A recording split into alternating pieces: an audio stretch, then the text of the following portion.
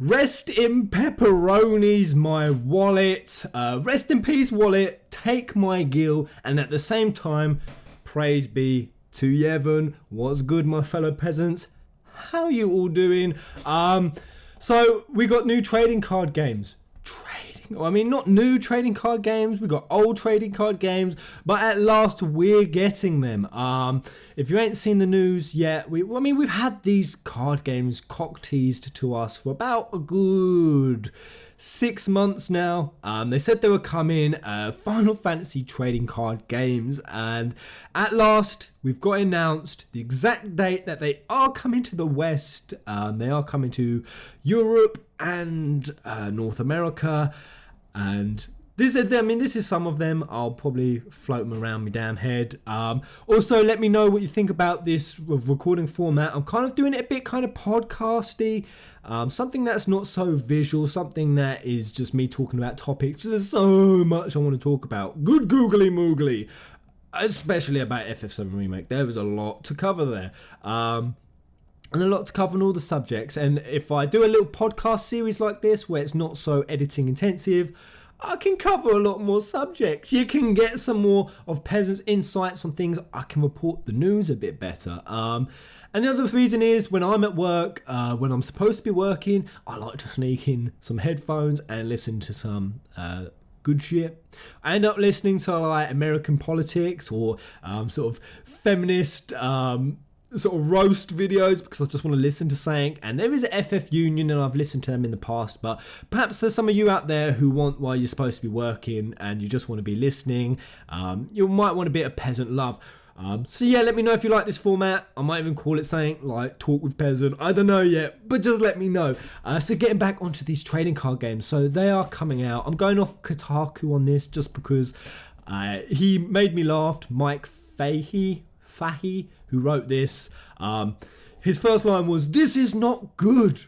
The only thing standing between my wallet and more than 2,000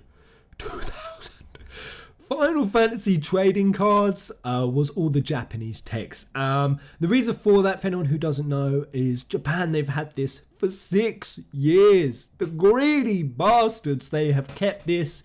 And from what I've heard, it's a really good game. People have wanted this for a long time. Like, this looks like a genuinely solid and unique Final Fantasy trading card game. It's not just like your typical trading card game that's just got just your franchise slapped on, like Monopoly. Like, they release a Monopoly of fucking everything, literally everything. I mean, there is a Final Fantasy VII Monopoly game coming out. Not hating on it, I'm still gonna get it.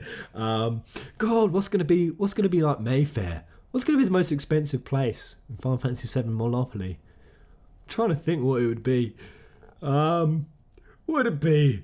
Oh god, I don't know. Let me know. Let me know what Old Kent Road, the cheapest place, would be in FF7, and what the most expensive one would be. Let me know. The Old Kent Road will probably be that old shack in the mountains by the Northern Crater. That'll probably be it. But this looks good, and it uses crystal points from what I'm aware of. So kind of like what Pokemon has, it's like energy. I think this has crystal points, and there's a lot of real strategic play, bits of luck involved. It looks like it's got a good skill to luck ratio. But it's at last coming west. Thank God, thank you. And I'm buying it, and it really is rest in peace money. Cards like this, of Pinello.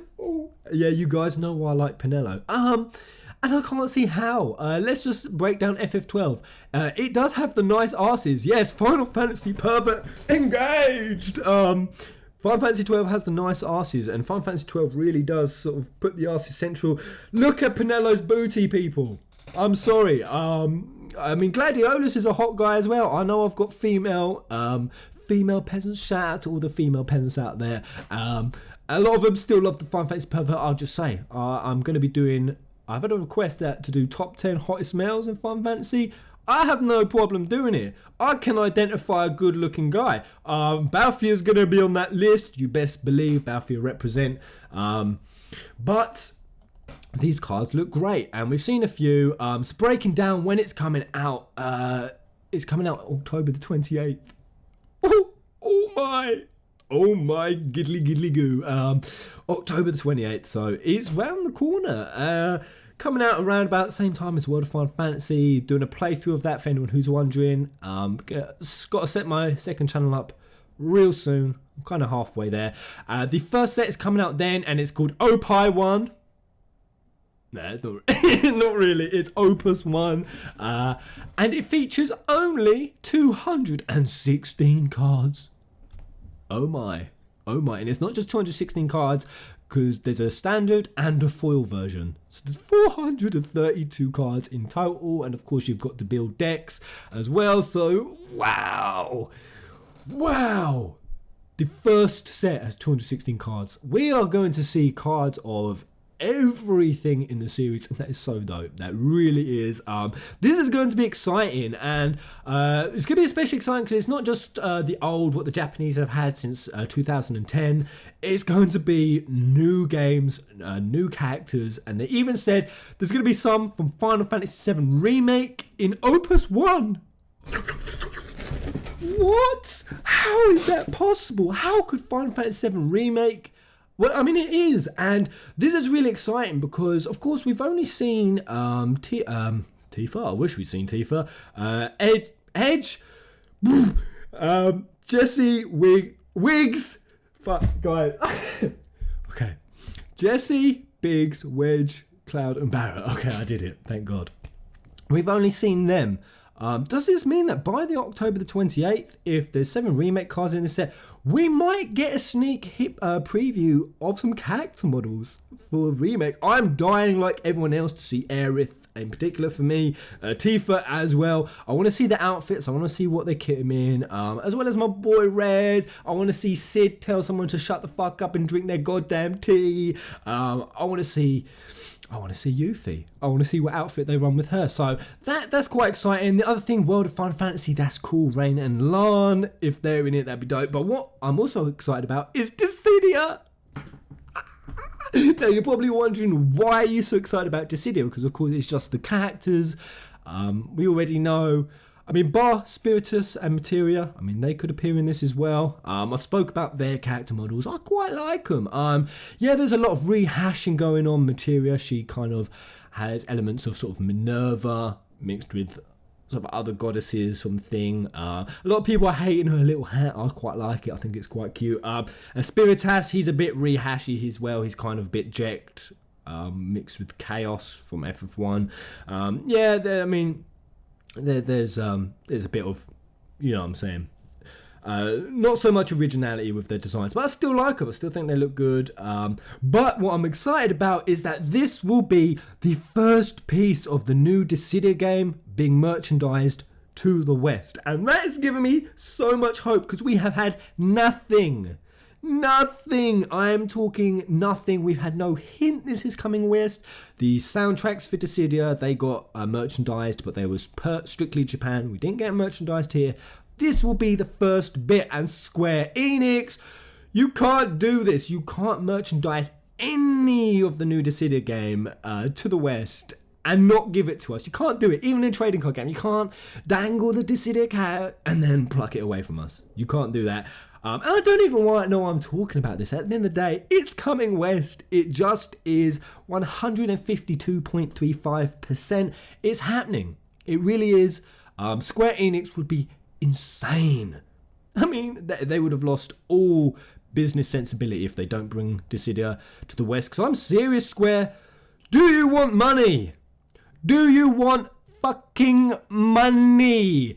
This could be, I was going to say your biggest earner. It'll never beat Final Fantasy XIV. That will always be your biggest earner. But if anyone doesn't know, Final Fantasy XIV is the most successful Final Fantasy. And quite rightly so. That is a good MMO. The soundtrack is a whole new level. A lot of you ask, where'd you get this dope song with my videos? A lot comes from Final Fantasy XIV. The soundtrack is incredible. The storyline is incredible. It really deserves its title. Unlike World of Final Fantasy, which does not deserve its fan base anymore. Now, I ain't saying that through just being a fanboy of 14. Trust me, I've only played that about 9 months. I played World of Final Fantasy, World of Warcraft for 7 years. So I ain't saying this out of naivete, and even a hatred. I don't want to see World of Warcraft fail. But Blizzard, quite frankly, you took a guidebook 101 on how to piss up an MMO. You really did. You had it so set. You had it on a plate. You had the monopoly on MMO, and you nosedived into the ground. Now, with 2 patches, Warlords of Draenor, I hear, is the worst. I'd bailed out before that. Cataclysm and Pandaria just killed it for me. They are bringing it back now, I hear, and I've seen the trailers. It looks good, but with me, I'm not going back. It's too late. It's a case of closing the quality door on the stable after the horse has bolted. Even though I've got about 5 friends asking me to go back, ain't happening. I'm gone. But it looks like they're really improving it. But before this, World of Warcraft had hit an all-time low. It was about 3 million active players. Rumoured active players, because it was so bad, Blizzard actually stopped announcing how many were playing. It got that embarrassing. Whereas Final Fantasy XIV was cruising high on 5 to 6 mil. So Final Fantasy XIV was the biggest MMO. It is their biggest cash cow. And this game, Dissidia, can be your second biggest cash cow. You can make so much money. So much money. Do you want money? I mean, I'm telling you, Square, this MOBA has so much potential. I don't think you even realise, or perhaps you do. You can introduce so many quality DLC patches, ones that don't feel cash grabby, ones that people genuinely want. And we're doing tournaments, Peasants. I've said this. I'm going to be doing commentary for it. I need a co-host. We're going to do games, tournaments, prizes. All that good shit. So let me know if you'd ever be interested in doing some commentary or even participating in the tournaments. That'd be so good. And it will happen. But Square, if you do things like, this is what I can kind of envision with the patches, with the DLCs, where you can make some serious money. I mean, release Dissidia 6 months after, or shortly after Final Fantasy 15. Just do it. And then about 6 months after that, after release, you can do a Final Fantasy 15 DLC where you bring Noctis on board, and one other. It could be Regis, it could be Prompto.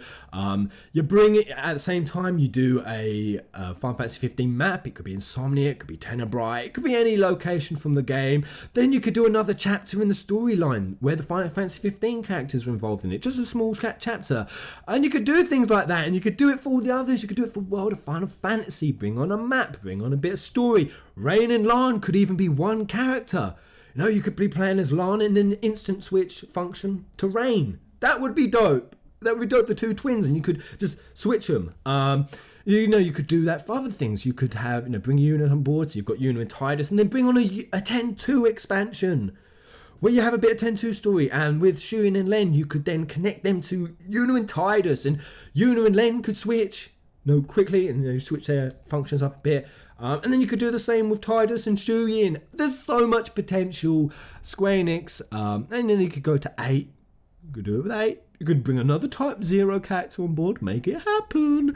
And I do think Square Enix do know the potential. Apparently it's been said that there's going to be about 50 Final Fantasy characters in total coming to Dissidia. Or over 50, so I shouldn't say in total, over 50.